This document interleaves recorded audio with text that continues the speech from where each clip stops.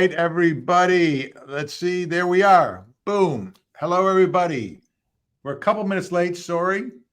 It's just been kind of hectic here getting everything set up. But we've got the wonderful Father Louh from St. John the Divine in Jacksonville, Florida.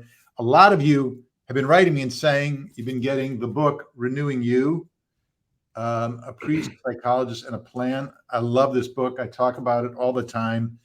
So much about what we talk about on these conversations stems from that book. And what I found, just before we get into forgiveness, what I love about the book is that literally there would be, I would read a page and I would stop and go, oh my God, that is a great one-liner. Mm-hmm. And then I would go to the next page and go, that's a great one-liner. And that's how the whole book was for me. And I think it is for so many of you too. It's just great material that makes you stop and think, where am I in relationship to what's being discussed here? So first of all, welcome, Father Louh. You're awesome. And thank you for, again, taking time out. I appreciate it greatly. Oh, thank you so much, Bob. Thanks so much to you and to the people that tuned in to listen to our podcast. It's a pleasure to be with you. And like you said earlier, our goal is just to inspire people and encourage them in their walk of faith. And so we hope that this does the same. So, okay, confession here. I was going to do one on falling in love, and I thought, oh, that'll be a good one. And then I thought, you know what? As you often say in your sermons, we gotta go into the deep end. So I thought, all right, we'll do forgiveness. And the reason why I say it's tough, this is not my strong suit. This is, for me, man, I'll tell you, there was something you said in one of your sermons, which was, I think it was something to the effect of get a list of people that you have a grievance against, whatever, write it down and get rid of it. So I think I heard that about 3 months ago, and I've so far made it up to like second grade. I mean, I can't. I'm telling you, I was like, Dale Chills was a jerk to me on the playground. I still remember his name. Dale, if you're out there, oh man, you hit me, and I was really ticked off about it. But I'll be honest. And I after I was preparing for this, I went into the house and I said to my wife, I said, do you think I'm a forgiving person? Pause. And she said, under certain circumstances. And I will tell you this, and then we'll jump in everything. What I've learned about myself, it's when somebody's done something to me, I'm okay about it. I'm pretty good about the forgiving part. But when they've done something to my children, boy, that is the one. I'm like an elephant. It sticks in there. So we're going to get into this. Father had a wonderful sermon. I was checking off on all the parts. I'm like, okay, got to work on that part, got to work on this part, got to work on that part. But the first part was, this part was resolve in your heart that I'm simply going to trust God. So if you can just expound on that, what you meant by that. I'm pretty sure I knew it, but go ahead. Sure. So I think so often what happens is that when it comes to forgiveness, we almost have some unhealthy thoughts or almost some unhealthy myths that we tend to kind of believe. We oftentimes think, let me just give you some of them. There are many of them, but that we think that forgiveness is about letting that person off the hook. In other words, when I forgive, then Father Nick, I'm letting them get away with what they did to me. Or another common myth about forgiveness is that I'll only forgive them when they make an overture towards me. And what I share with us in this very first one with trust in him is that always remember that the vertical always shapes the horizontal. My vertical relationship with Christ will shape my horizontal relationship with others. Christ says you cannot love me if you don't love your brother and sister. So forgiveness is never about the person who's offended you. That's what we oftentimes think. It's a major myth that we have, that it's about me and that person. Forgiveness is about my relationship with Christ. It's about my vertical relationship with him. Because what I want to recognize is that God is the ultimate judge. God is the one that is going to deal with all of those people who do hurtful things to us. That's his job. When we start doing his job, we start making a problem for ourselves. And again, that's all part of that spiritual warfare that we talk about a lot on your show. But with that being said, is that the closer I get to Christ, the more I will extend that mercy towards them, because my love for that person is not based upon their mistake. It's based upon my relationship with him. I like to put it this way: you'll never have to forgive someone more than Christ forgave us. Yeah. Well said. You Well know, you'll said. never have to forgive someone more than what Christ did in forgiving each of us. So, Would you Christ say, is going to be the one that's going to resolve it. yeah, that's what I was just about to compound on. It says, resolve in your heart that I'm simply going to trust God to take care of it, to deal with that part of it. That's what you're saying. Whatever they did wrong, he will work out in his time with them, which I think part of the thing is, there's a part of you that goes, okay, for example, my children played a lot of football in Pop Warner and in Little and then high school and so forth. And there's probably a list of football coaches that were just so out of control and so just did horrible things. And I think there's a part of you that wants to be the one who what's the word, enacts the retribution. And I think part of it is just let God do what he'll figure it out. He'll work it out. And it's not good for your heart to have to go do all that. I think that's kind of what you're trying to say, correct? Right. I mean, I think yeah, exactly. I mean, the thing is that we're not praying that, the wrath of hell should come down upon them. And, Oh, you didn't know because those at the end of football the day, coaches. No, I'm right, kidding. because, and I don't, I want to be very clear with the audience, today, is that what we're saying is we're not minimizing what people do to us. Right. Or maybe for some of you that are tuning in, you've had some serious hurt, some serious abuse. There's been lack of a breaking of a bond of trust. And I want you to know that we understand that we're not minimizing this at all. But forgiveness is not so much about who I'm letting go of, it's who I'm holding on to. In other words, you're holding on to Christ, because ultimately he is the one who is the one that I'm living my life for. And the Bible is very clear about this, friends. It says that when we don't forgive and extend forgiveness to other people, then Christ doesn't do that towards us.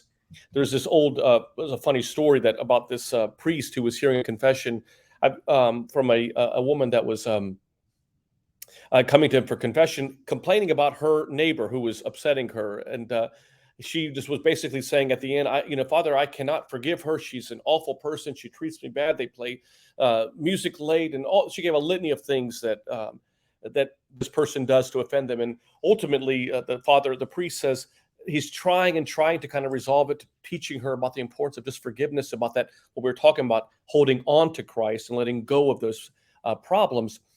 But eventually he couldn't get anywhere with her. And so he says, well, let's just pray the Lord's Prayer together. And he recites these 7 statements. Our Father who art in heaven, hallowed be thy name. And he says, after every statement, I want you to repeat the statement after me. So, our Father who art in heaven, and then she would say, our Father who art in heaven. They went through every single line. When they got to the line that says, and forgive us our trespasses, he didn't say forgive us our trespasses. He says, don't forgive us our trespasses, as we don't forgive those who trespass against us. Right, And the lady obviously said to him, well, Father, that's not the correct way of saying it. You say it this way. And he says, yes, but when I pray, I don't want to sound like a liar. And I think that which is I know, a little bit hard to hear, but to the extent that God will show mercy to us is the way that we show mercy to others. And the only promise that is contingent upon our actions in the entire Lord's Prayer is that one. It's, Lord, forgive me of my sins as I forgive those who trespass against them. In other words, there is no forgiveness if we're going to be holding on to that. And so in a very practical way, don't let anyone or anything get in the way of your salvation with Christ.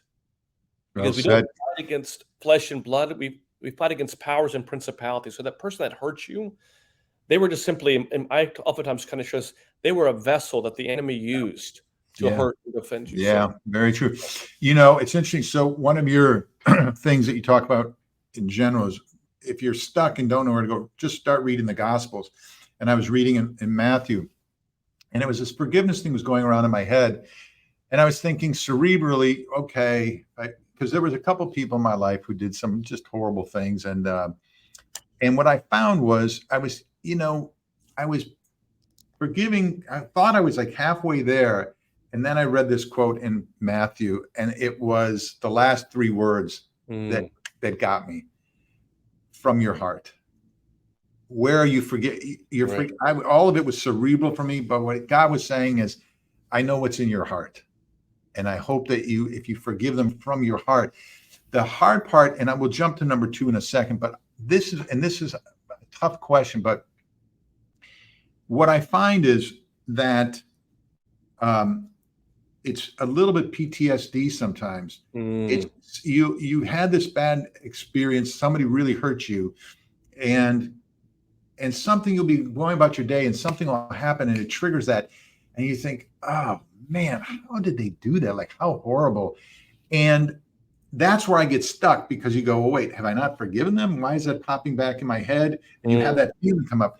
Any thoughts on that? Basically, we have to recognize that almost 95, some studies reflect this, that almost 95% of our emotions are based in what we think. That's why the Bible over and over again, and maybe we should do a show at some point on the power of just unhealthy thinking, Bob. But one of the things I oftentimes share with people is, because the enemy is aware of our struggles, he is very much aware of what we struggle with. The Bible is always reminding us, and in the tradition of the church, especially in the Orthodox Church, the writings of our church fathers, these saints that exist, that over the last 2,000 years, they spoke exponentially on the power of thoughts and how our thoughts oftentimes shape an action. So if we recognize that the enemy will always play on our greatest weakness, then absolutely, when you're at an event and that person who's offended you is at that event, those thoughts that would come through your mind, that keep playing in your mind, and obviously, as we talked about before, the mind will always gravitate towards the negative. Right. If they'll keep playing that, and then you begin to kind of play out a story in your mind and kind of create this so much greater than it is. And what we don't realize is that the enemy is using that sin to continue to be a disease that we are impacted. But that's why the Bible oftentimes says, keep your mind on heaven, not on earth. Another Bible verse says, above everything, guard your mind. So I would just encourage you that forgiveness is not a moment. It is a process. Oh, interesting. Okay. Interesting. It is too difficult. I mean, yes, the aspirations that we would forgive someone in a moment, that would be great, but you can do that.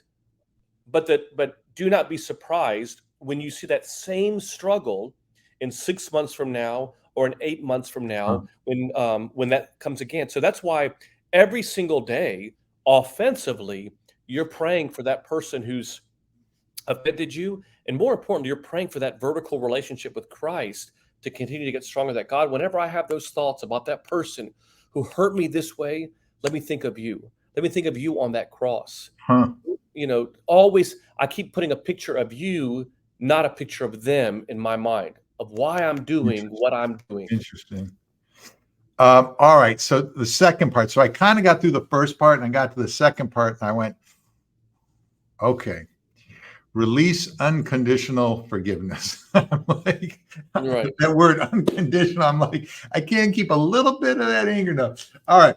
So I guess this ties into, actually explain that and then I'll ask my question, what that means. Release unconditional forgiveness. Because again, if I'm remembering that this forgiveness is not about that person, it's about my relationship with Christ.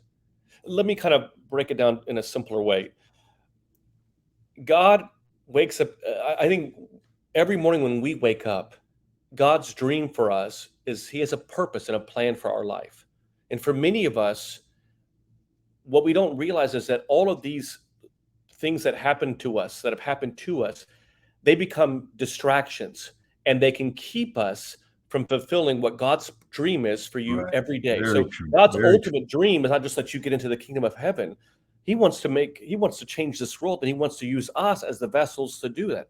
When we're wasting energy on something that will not change, we can't go back and unscramble eggs. What's happened has happened. But if I'm remembering that I'm living life not for that person, but I'm living my life for Christ, and I don't want to waste another day or time allowing my mind to repeat a story that happened in chapter 1 of my life or in chapter 2. Like I say, God can't write a new chapter in your life if you keep rereading the old chapters of hurt in your life. That's just how it works. If you keep rereading the past, you're never going to have peace in the present or fulfill God's purpose for you in the future. C.S. Lewis has a great line. He says, "To be a Christian is to forgive the inexcusable in others because God first forgave the inexcusable in you." Hmm. You know, Interesting. when you think about yourself and say, look at how many times I've done things Yeah. wrong. Yeah. You know, I love when that thief on the cross, his simple statement to Christ was just remember me in your kingdom. Like just remember me. Um, and for me, it's recognizing that he who's without sin, cast that first stone. Yeah. None of Yeah. us are perfect. We've all made mistakes.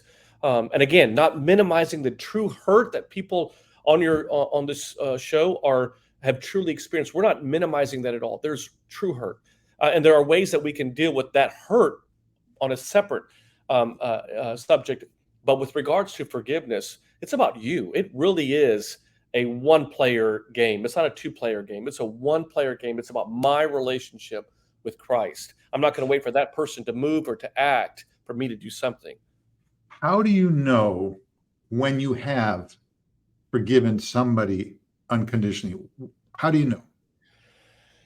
I think depending on the severity of the things that have happened. I mean, I think when you see that person the way God would want you to see them Huh? becomes a Wow. great litmus test for it. If I can see that person the way God would want me to see them, in other words, when I don't see the old adage, we say this in the South, hate the sin but love the sinner. When you could hate what happened to you but still love the person, um, I think that's when we're on the right track. But again, this is probably the biggest topic, Bob, that I hear on a day-to-day Yeah. basis. And, Yeah. I mean, You don't get me mentioned. wrong. I've had my share of people that have hurt and offended me. I mean, everyone has.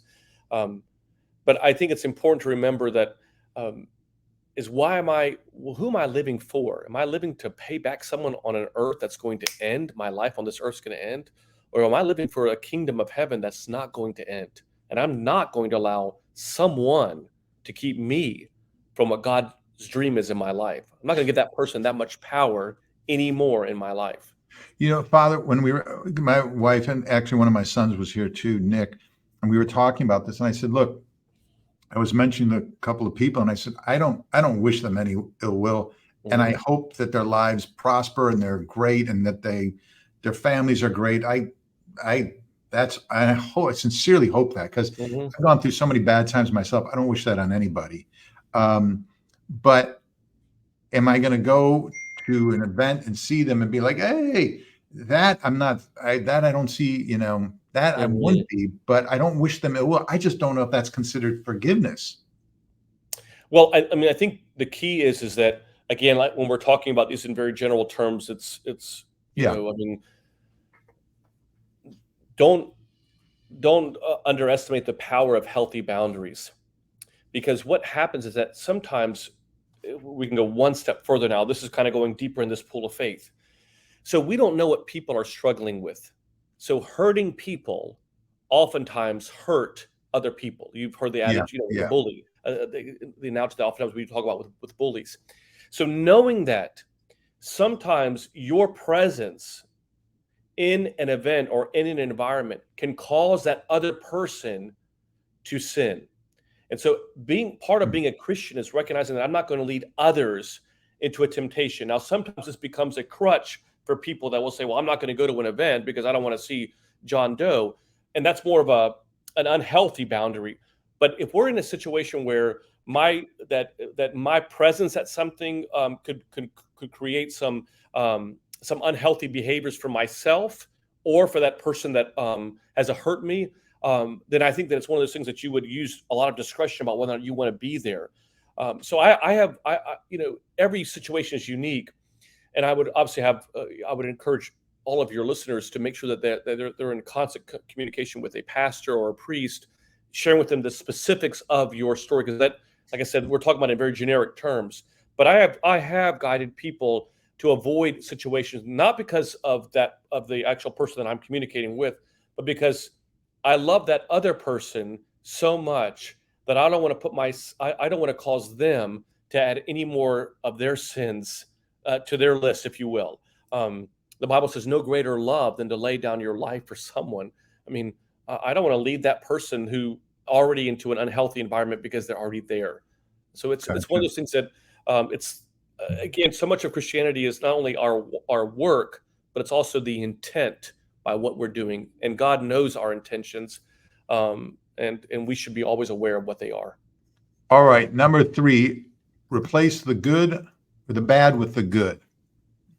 Yeah, I mean, a lot of this is about reminding ourselves about the importance of just mercy. Um, I can't help but think to myself that how many times, as I was mentioning earlier, how many times we get upset with people and we take the situation that we're facing and we just simply take that as if it's an island all by itself. And we don't look at how that person may have been raised. We may have not looked at how the environment that they grew up in or what they're living in. And so we oftentimes simply judge that event as if it's all isolated. So looking at the good means, okay, I may not see everything that thing obviously offended me, but especially like in marriages, where we can see people holding on to what my spouse did 12 years ago and remembering that more than the good that they may be doing every day, Hmm. is unhealthy. Because again, you keep going back to the previous chapters. If your life is a book, yes, chapter 1 helps you to become the person you are right now. But if you keep rereading that, then you'll never get then you stay there. And so Yeah. that's especially in relationships, even with siblings, a lot of conflict with siblings, and sometimes even in business relationships. The caution I would say is remember the good. It's not all bad. And the enemy wants you to keep focusing in on the bad and playing that worst case scenario movie that what they did and how they did it. Again, that's God's job. Your job though is to say, okay, wait a minute. Let me look at the good. I'll give you this thought. When Jesus Christ was on the cross, he makes these 7 statements on the cross. The very first recorded statement that Christ makes, the very first one that he makes, is this: "Forgive them, Lord, for they do not know what they're doing." Yeah. Now, those people, every one of them, a week prior to that, were saying, "Hey, Hosanna," which basically means "Save us, O Lord." They were saying, "You are the King." Right. And those same people, some of them were his own followers, were saying, "Crucify him, crucify him." Now, if you and I had heard someone telling us, yelling things about us, telling other people about us, our knee jerk reaction wouldn't be, "Forgive them, for they don't know what they're doing." But his response was teaching us that even in the darkest of hours that he was experiencing on this, we call it Good Friday, but it was a bad Friday for him. On that bad Friday, for him to be able to say, "You know what, let me teach you all that in the darkest of times, when someone Right. hurts you and cuts you, the very first thing that you do is, forgive them because they don't know what they're doing. They have no idea what they're doing. Yeah. And if they do know, it's the enemy's thoughts that are giving them some justification to what they're doing." Yeah. I think the point, if I understand this correctly, it's basically saying don't throw out the baby with the bathwater. In other words, remember all the good that happened in that relationship, and there's things you could do if there was good that happened, and also trying to eliminate the bad and just focus on the good. I think that kind of ties back into what you're saying with if you're focused on Christ, you're going to be focused on what's good. If you're focused on what they did, you're going to be focusing on the bad. I got that right? Exactly right. I mean, that's at the end. That's what we're thinking about and recognizing, because that's why, as I was sharing with you earlier, that forgiveness is not a moment. I've got to constantly be. It's got to be. I tell people literally call out your prayers. Don't just pray them internally, but get to a place where you can actually pray them out loud, in which you're saying, Lord, help me today, because I'm going to see John Doe or Jane Doe, and I know that my thoughts are going to want me to hold on to resentment, hold on to anger, hold on to unforgiveness. Allow me to release that to you so that I can become the person that you want me to be. there's a funny thing that says unforgiveness is like setting yourself on fire, expecting the other person to die of smoke inhalation. That's great. That is a good one. Yeah. So, I mean, at the end of the day, we think that we're quote unquote punishing them. In reality, we're the ones who are dying. I mean, it's just so don't try to win. Wait, say it one more time, because I want everyone to hear it again. Unforgiveness is setting yourself on fire, expecting the other person to die of smoke inhalation. That's brilliant. That's great. That's not mine. So, That's a quote that I read, and it just sums it up, because we think that we're going to punish them, we're going to get them back. Well, in reality, it's hurting us. And how many years you think about people go on with unforgiveness, never be able to move past things. yeah. And the thing about sin too, if you don't mind, Bob, is just the thing about sin is that we oftentimes think that when we sin, that it's just about my relationship with God. Sin is a pandemic.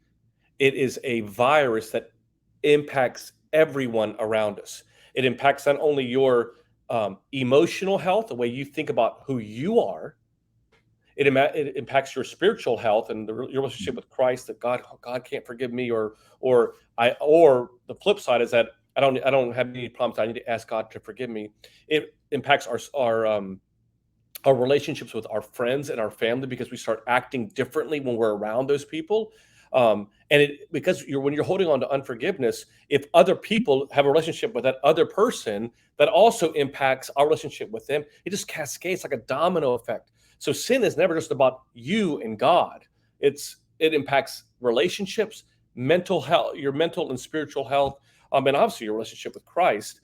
So that's why I can't warn our audience enough that be very cautious about how you let when you're lighting yourself on fire, thinking that you're impacting someone else, how much it's actually impacting you. What I want to kind of mention here before we go to the next point, I'm going to tie it in. So where this kind of got onto my radar was I think it's during the Lenten season, if I'm right, or maybe I have that wrong. Father sends out a survey, which I think is just brilliant, to his congregation, says, what do you want me to talk about? And he led up to it with, this was number 3, this was number 2. And he goes, when he started the last sermon, he goes, this is number 1. I was shocked. I think it was forgiveness, wasn't it? I was Forgiveness, shocked. yeah, forgiveness and mercy. If you were to give a hierarchy of probably most people's struggles, it's forgiveness. Now, let me put the caveat on this: is when I say the word forgiveness, I'm not just simply talking about a person-to-person forgiveness. I'm talking about our ability to forgive ourselves, guilt, carrying on, even after going through. I mean, there's people that I know that have gone through confession and have asked for forgiveness, and yet still cannot emotionally and spiritually move past the scars of a sin, and still living as if that is still on their plate. So all of these things of forgiveness are perhaps, for me, I would say it's probably it could be between 1 and 2 of the biggest topics that I hear about, with the exception of probably stress and worry. That's how significant it is. I was shocked. And I know, if I'm right, your point of view is, if you have gotten forgiveness for a sin that you've committed and you keep going back to it, that's the devil at work. And that's what you're trying to get people out of, that cycle, because you feel like it impedes them from going forward. Do I have that right? Exactly. So imagine that your brain is a computer. You only have so much capacity. Your computers are not infinite. You have a certain amount of capacity. So everything that you do occupies space within that brain. Everything that you think about, everything that you physically act, your spiritual life, all these are occupying space within that. When you're operating your computer, if you've got so many different windows opened in an area, negative area, it slows the whole computer down. Right. The same thing is true with us. If I've got all these windows open in negative situations in my life, not just unforgiveness, but stress, worry, you name it, and I don't ever close any of those windows, well, yeah, they just keep on slowing the system down. And for a lot of people, yes, I'm not telling you not to own it, because there's the first sermon that Jesus preaches is about repentance. You have to own it. You own it, you get guidance on it through his priest, through his spiritual father. You continue to recognize that it still could be a problem in your life. It could be a persistent sin. That's what the Bible calls struggles that most of us, all of us, have persistent sins, areas that we are like our default negative behavior. But if I keep rereading an event, a sin that took place years and years ago that I have asked for forgiveness, and I haven't forgiven myself, two things are happening. One is I'm not able to fulfill what Christ's dream is in my life because I'm occupying another window that needs to be closed. But worse off is I'm underestimating the power of God's grace to forgive me. I am playing God. And when we play God, Christ says, be very careful. You cannot worship two masters. So part of when I was watching that video, Father gave a pop quiz to the congregation, and it was the congregation, from what I could hear, first question, we got it. Second question, we got it. Third question. And it got to the fourth question, and I just heard mumbles suddenly. And I went, that was the one. And I recall correctly, the question was, will God forgive you of what you've done wrong if you don't forgive somebody else what they've done wrong? And I heard murmur, murmur, murmur. And so what I think this is kind of what it is. And when you stand praying, if you hold anything against someone, forgive them so that your Father in heaven may forgive you. And then I think the second or another part of that said, but if you do not forgive the sins of others, your Father will not forgive your sins. I think that was, and I think you elaborated on that, how critical that was when you asked that question, correct? Right. I mean, and it's the thing is that sometimes those rhetorical questions, if you will, are questions that get all of us to think, because like I told you before, and the audience before, is that, at the end of the day, we all have had people hurt us and offend us. And, none of us are immune from having those natural emotions of anger. I mean, the Bible says, be angry, but don't sin. In other words, anger is not an unhealthy emotion. I mean, anger is what, when we see an atrocity happening on television, when we see someone being killed or raped or abused, there should be a level of anger that we see.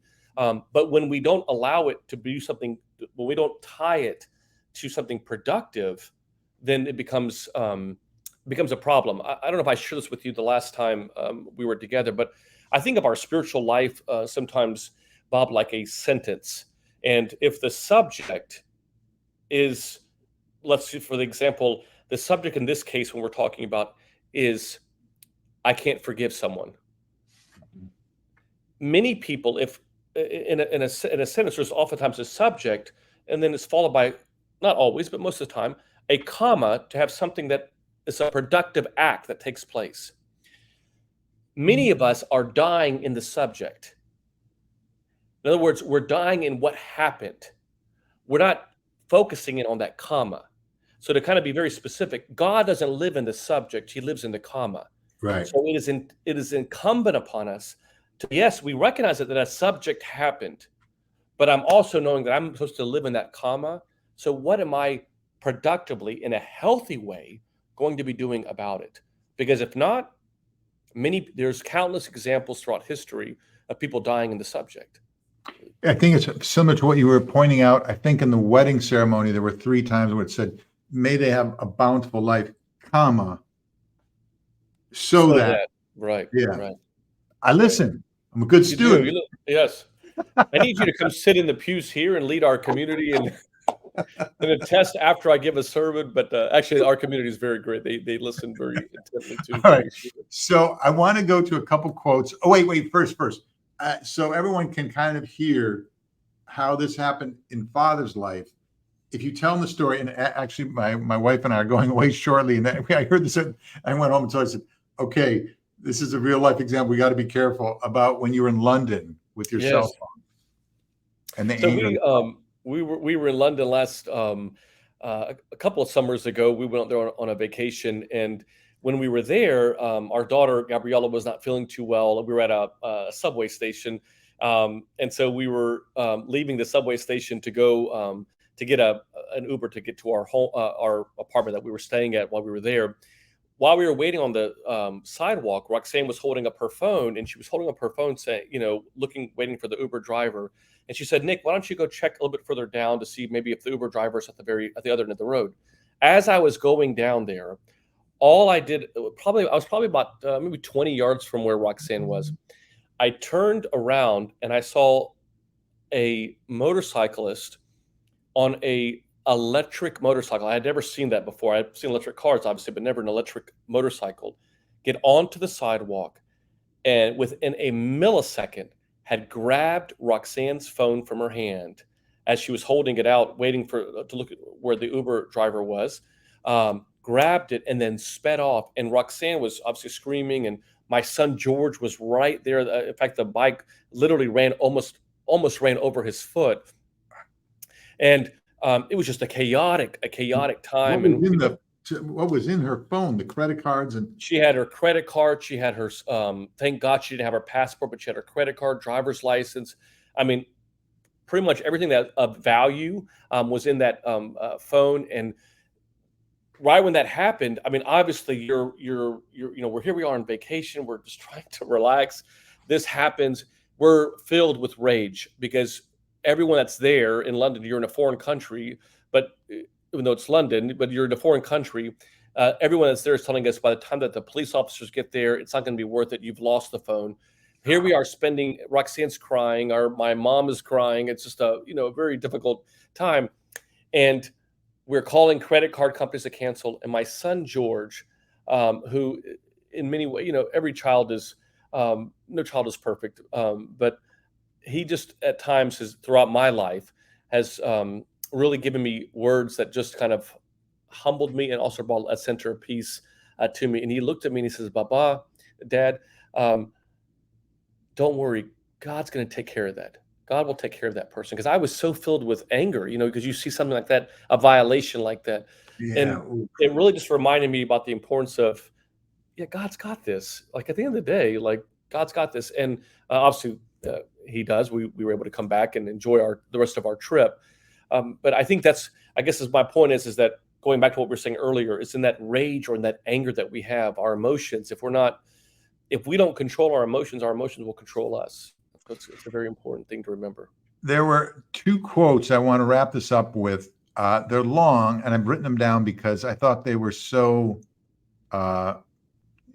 poignant, touching, beautiful, eloquently stated, and forward-looking and hopeful. One was by Mother Teresa. I'm going to put it up there if you want to read it, and I'll try and do it. Hopefully, I've got this. Hopefully, I've got it right. So let's see. Okay, that was the first part. Go ahead, Father. Would you like for me to read it? Yeah, read it, and then I'll get you through the whole thing, and then you can backtrack. So I love this quote. She says, people are often unreasonable, illogical, and self-centered. Forgive them anyway. If you are kind, people may accuse you of selfish, ulterior motives, but be kind anyway. If you are successful, you will win some false friends and some true enemies. Succeed anyway. If you are honest and frank, people may cheat you, but be honest and frank anyway. What you spend your years building, someone could destroy overnight, but build anyway. If you find serenity and happiness, they may be jealous, but be happy anyway. The good you do today, people will often forget tomorrow, but do good anyway. Give the world the best you have, and it may never be enough, but give your best anyway. You see, in the final analysis, this is what is so powerful for me. It's between you and God. It was never between you and them anyway. And that's what you mean between the vertical shaping the horizontal. Yes. Yeah.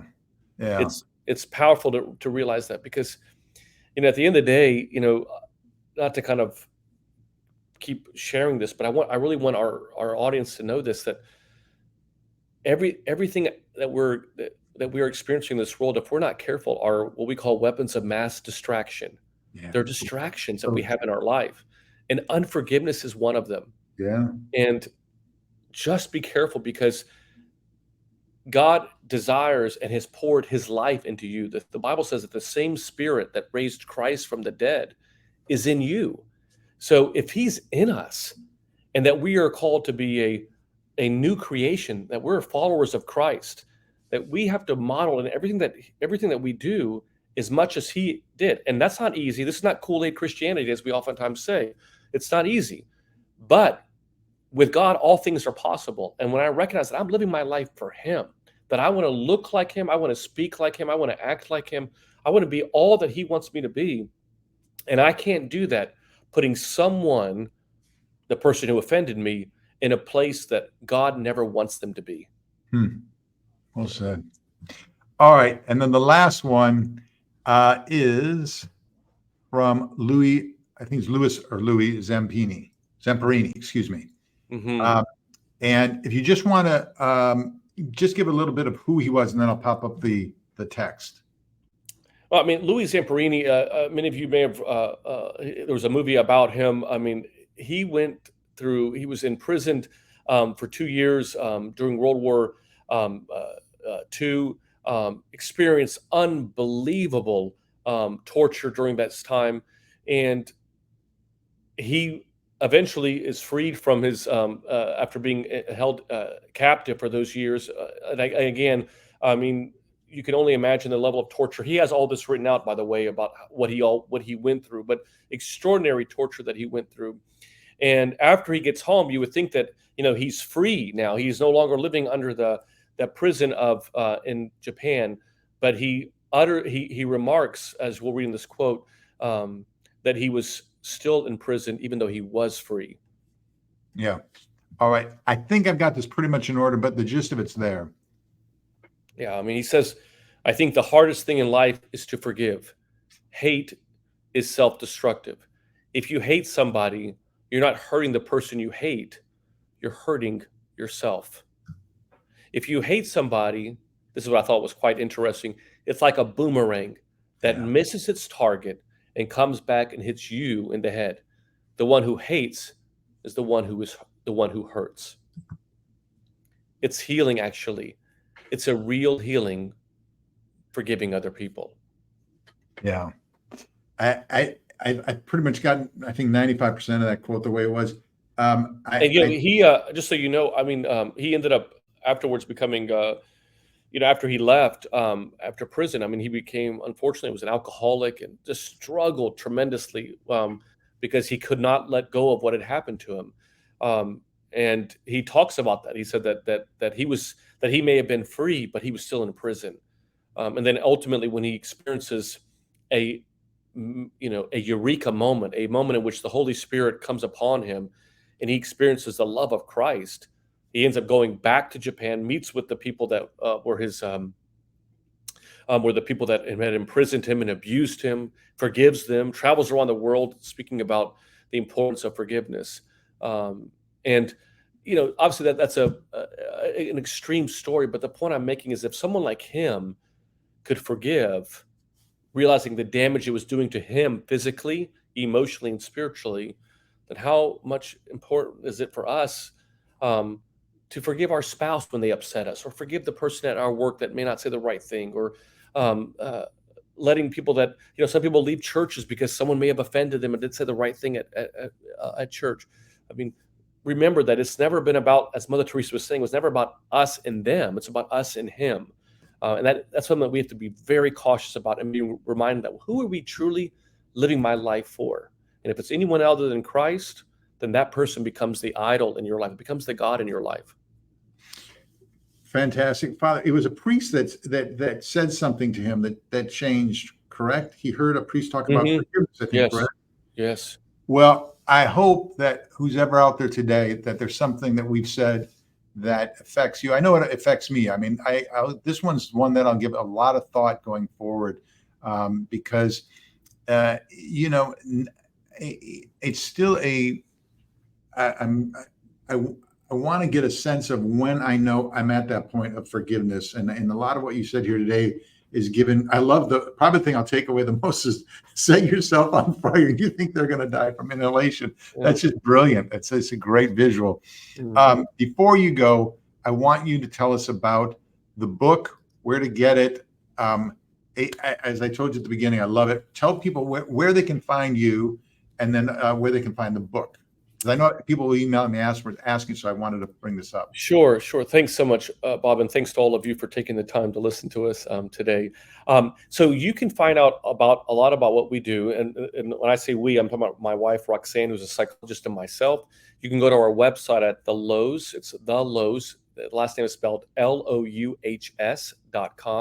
It has all of our it has ways that you could purchase the book, as well as we do a radio show on Tuesday nights at 8 p.m. Eastern Time on Ancient Faith Radio. You can find out about our different topics that we have. We have podcasts that you can find all that.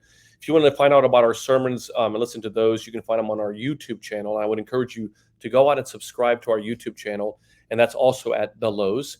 And if you're one of these people that like to receive daily inspirational messages, we started doing this a couple of years ago, and a lot of people received them and really have found them very beneficial.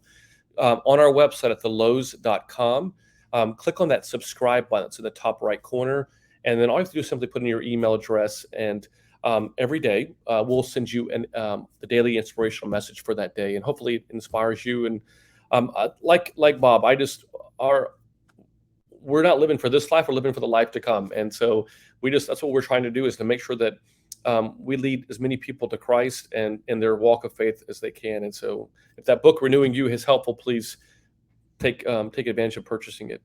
And they've given all the proceeds to, I believe, to cancer, because your father and Dr. Roxanne's father both passed away of cancer, correct? Yeah, our dad. Yes, and thanks. Our dad. I always like to tell their names are George and Andre. So pray for their souls. But yeah, my dad George, and Roxanne's dad Andre were diagnosed with cancer the same exact week, actually, and they would die 8 months apart. So they never saw Renewing You completed. And so we dedicate this book to them. And so yes, half of all the proceeds go to the American Cancer Society in their names. And then the other half goes to ministries here at Jacksonville at our church, outreach programs that we feel very passionate about. So definitely know that when you do purchase the book, you're doing it for a good cause as well. And also, we can't talk about it now, but I know there's something else coming from the Louhs. Yes, we'll leave it at that. It gave me chills when we were just talking, and he mentioned it, and I went, "Oh man, is this going to be?" So you want to follow them. They're just so great.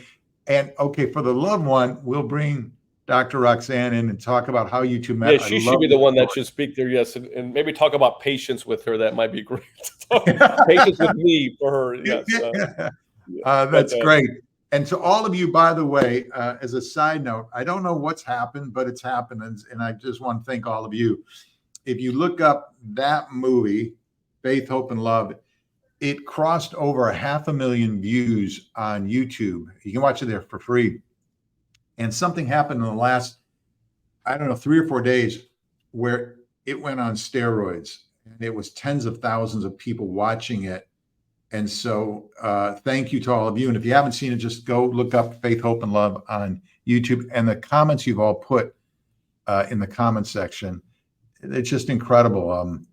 It's just incredible, and I'm so grateful to all of you. So thank you, awesome. And hopefully soon, A Marriage Made in Heaven will be coming up there too, hopefully soon as well. So, Father, as always, thank you. You're great. This was a tough one. We got to have an easy one. Stress and forgiveness. We got to come on. How did we meet our wives? We need something easy. Grace, great. I know in my case, Bob, it's all God's grace. So, but I thank you so much for giving, really giving an opportunity for us to talk about these topics, because so many of the people that I know struggle with these issues, and they need guidance. And so we hope that these are helpful.